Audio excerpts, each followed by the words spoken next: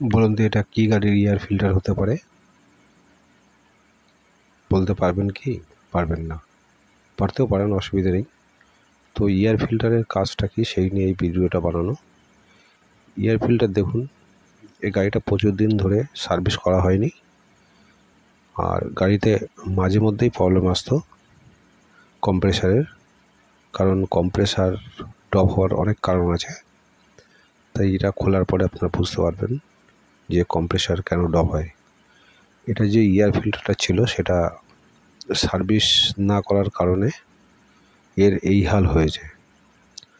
তো এয়ার ফিল্টারে যা ছিল ভিতরের সব পচে গুঁড়ো হয়ে সেটা ইঞ্জিনের হেডের মধ্যে প্রবেশ করেছে, যার কারণেই কম্প্রেসার ডাউন হয়ে যেত। বাকি যেগুলো ছিল সেগুলো নিচে পড়ে আছে। তাই এই সবগুলো মেন কারণ, এর জন্য গাড়িগুলো ক্ষতি হচ্ছে আর ক্ষতি ডেকে আনা হচ্ছে। এগুলো অবশ্যই সার্ভিস সময় মতন করা দরকার, আর সার্ভিস সময় মতন করলে এয়ার ফিল্টারগুলো পরিষ্কার বা চেঞ্জ করলে এই প্রবলেমগুলো আসে না। তো এর জন্য আমরা প্রথমে এয়ার ফিল্টারের সব বার করে নিয়ে হাওয়া মেরে ভালো করে পরিষ্কার করে নিচ্ছি। দেখতেই পাচ্ছেন প্রচুর পরিমাণে ধুলো জমেছে, আর এই ধুলো জমার কারণগুলো এগুলো উড়ে গিয়ে এয়ার ফিল্টারের মধ্যে দিয়ে কার্বোরেটর থেকে ইঞ্জিনের মধ্যে ঢোকে, যার কারণে গাড়িগুলো প্রবলেম অতিরিক্ত বেশি দেখা দেয়। তো এবার আমরা নতুন এয়ার ফিল্টার লাগাচ্ছি, বাজাজের এয়ার ফিল্টার। গাড়িটার নাম বলছি না, আপনারা বলুন গাড়িটার কী নাম আছে। তো এয়ার ফিল্টারটা অরিজিনাল আছে। এবার অরিজিনাল এয়ার ফিল্টার লাগানোর পরে দেখব সাউন্ডটা চেঞ্জ হয় কি না, কারণ চেঞ্জ অবশ্যই হবে।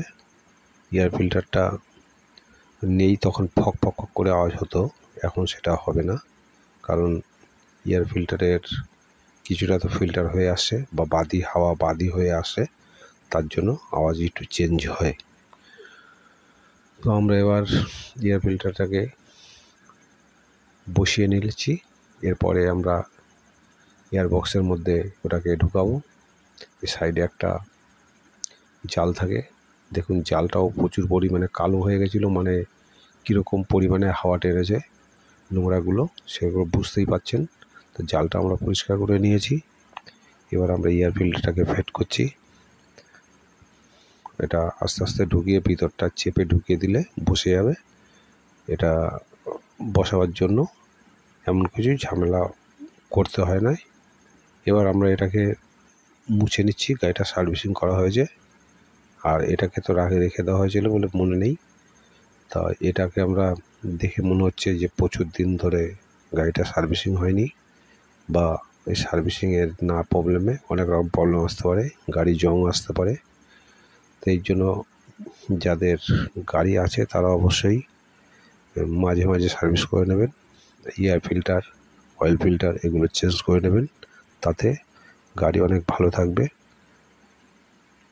আর সুরক্ষিত থাকবে। তো এই এয়ার ফিল্টারের অনেক মেন ভূমিকা আছে, সেগুলো আপনারা বুঝতেই পাচ্ছেন। যেমন আমরা নাক থেকে নিঃশ্বাস নিই, সেরকমই ব্যাপার।